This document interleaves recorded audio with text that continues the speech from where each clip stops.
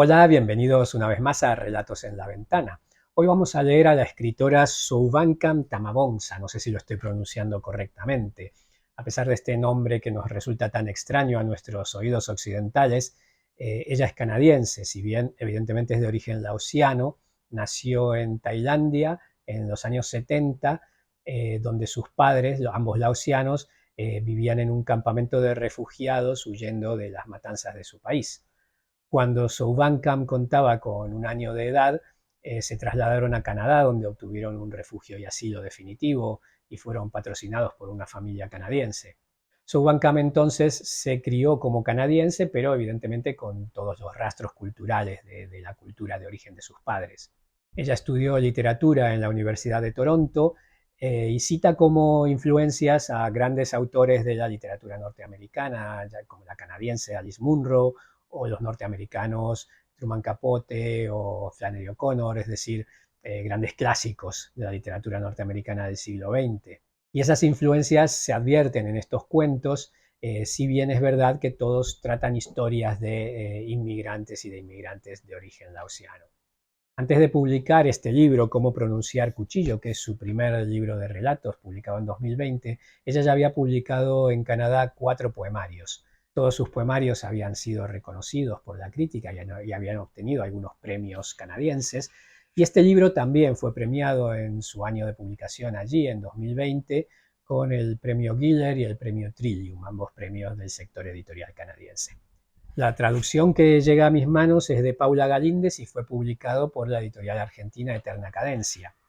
Y de este libro yo quería leeros el cuento titulado El universo sería tan cruel.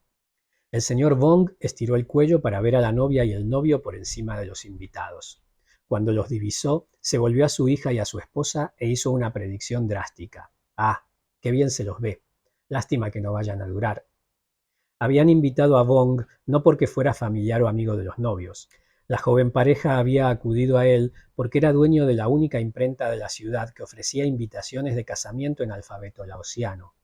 Era muy buscado por sus tipografías en lao, por su elocuencia con el idioma, porque tenía claro que hasta la más mínima desprolijidad puede generar repercusiones enormes. Claro que sus clientes podían descargarse las tipografías y mandar todo a una de las grandes imprentas, como Quincos, pero un trabajo desganado como ese podía llevar a un matrimonio desganado, donde el lazo se rompería a la primera señal de conflicto. El local de Bong imprimía otras cosas además de invitaciones de casamiento. No hacía mucho dinero.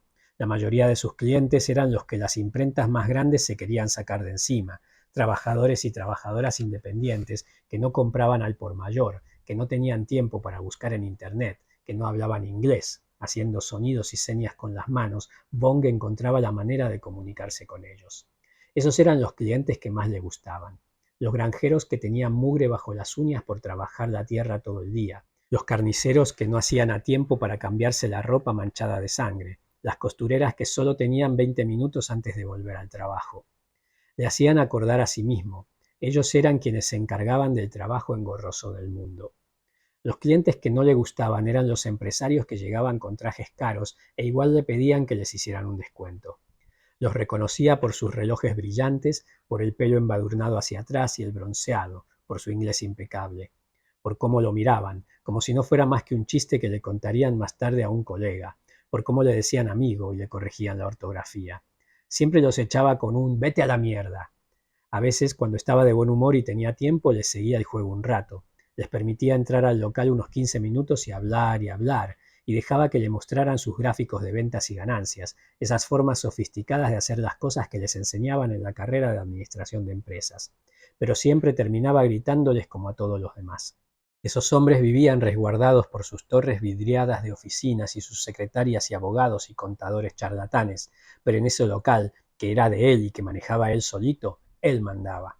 Ah, tener algo propio y poder decir, váyanse a la mierda, todos ustedes, todos, váyanse bien a la reputísima mierda. Era algo que alguna vez le habían dicho a él, y le divertía estar del otro lado del mostrador y decírselo a ellos, verlos perder la pose y huir rápido y trastabillando. De todas las cosas que Bong hacía e imprimía en su local, las invitaciones de casamiento en Lao eran las que más alegría le daban. Bong tomaba todos los recaudos con sus invitaciones. Hacía su propio papel, secaba y planchaba cada fibra en su local, y el proceso le llevaba varios meses. Hasta mezclaba sus propios pigmentos y creaba una tonalidad final única. Registraba todos los colores y tonalidades que había usado en una libreta. Hacía cuadraditos chiquitos con los nombres de cada uno y la fecha. Usar un pigmento del mismo color más de una vez podría invitar a que se pensara que los matrimonios no eran únicos. Se ponía unos lentes con lupas de joyero y repasaba cada una de las letras de las invitaciones. Estaba decidido a que hasta el más mínimo detalle quedara perfecto. Un error de ortografía podía ser una señal de que los novios no eran el uno para el otro. Él era el guardián de su buena fortuna, y era el mejor. La pareja quedó muy contenta con la atención y el talento del señor Bong.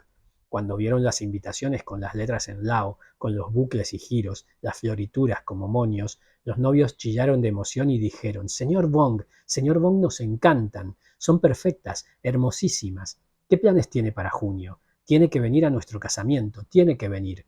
Nunca habríamos llegado hasta acá sin usted. Los dos le sonrieron con sus dientes derechísimos, blancos, segadores. Fue cuando la novia y el novio estaban dando su primer baile como marido y mujer que Bong hizo su predicción drástica. Acuérdense de lo que les digo, siguió Bong.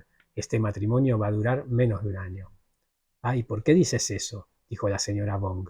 Baja la voz, lo urgió, y le dio un golpe en el hombro y miró a la gente que tenía alrededor para ver si lo habían oído.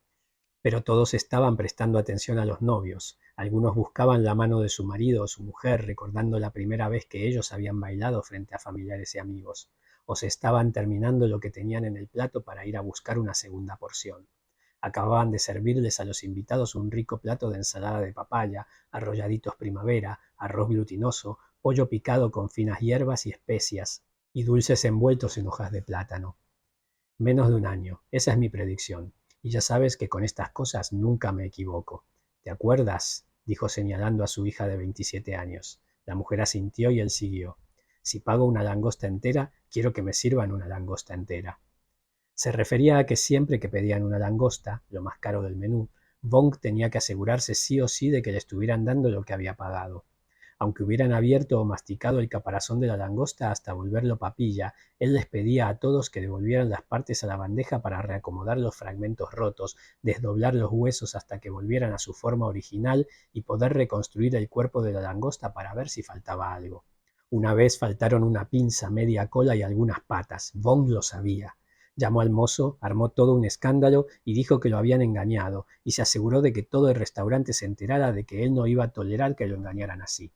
Yo sé de estas cosas, dijo, y después volvió a su comida. Siguió juntando pollo picado con una pelota aplastada de arroz glutinoso. Y así fue. En menos de un año los novios estaban divorciados. Unos meses después, Bong hizo otra de sus predicciones. Esta vez fue ni bien abrió la invitación. Ah, ni siquiera van a llegar al casamiento, dijo. ¿Qué pasa, papá? ¿Cómo sabes que no se van a casar? Mira esto. Imprimieron la invitación en uno de esos lugares caros del centro. Sí, ¿y? Y no usan alfabeto laosiano en ese lugar. Mira, dijo, y señaló el texto de la invitación. Está todo en inglés. Tal vez los novios no saben leer lao. No importa. El lao tiene que estar, sepan leerlo o no. Es de donde vienen. ¿Por qué no lo usarían? La hija se acercó a mirar la invitación. No había ni una letra del alfabeto laosiano en esa invitación en particular. Sí que era cara, de papel grueso y con impresiones texturadas, de modo que sus dedos sentían la caligrafía al acariciarla. El relieve de reflejos plateados iba formando nombres, direcciones, fechas. Y sí, la predicción de Bong era correcta. El futuro novio rompió el compromiso para casarse con otra que se llamaba Sue. Se hicieron llamados, se suspendió el casamiento, se canceló. En serio, papá, ¿cómo te diste cuenta? Mira, yo sé de estas cosas. No puedes hacer un casamiento laosiano y no escribir la invitación en alfabeto laosiano. Y tienes que poner tu verdadero nombre de pila. Sí, es largo el nombre, pero es tu nombre. Porque querrías ser Su en realidad te llamas Sabong Navatakad. Porque ¿sabes qué? La verdadera Su es la que se va a terminar casando con el hombre, si lo dice en la invitación. Cuando le tocó casarse a la hija de Bong, él no escatimó en nada. Encargó de laos tinta brillante hecha de alas trituradas de un insecto local poco común. Las pecas doradas eran reales y no artificiales, luz y fulgor verdaderos para un matrimonio verdadero. Pintó a mano las invitaciones y puso cada una a secarse sobre una rejilla de metal. 10 por cada rejilla de un total de 200 invitaciones, un número par, siempre divisibles por 2, el número más importante de un matrimonio. Bong no usó secador para la pintura porque quería que se secara sola. Lo que podría haber llevado solo un par de horas le llevó 4 días. En su opinión, usar una máquina era hacer trampa. Hizo absolutamente todo lo que podía hacer para asegurarse de que las invitaciones para el casamiento de su hija fueran perfectas y estuvieran preparadas para el escrutinio del universo. El día del casamiento, la hija de Bong usó un vestido de bodas blanco sin mangas.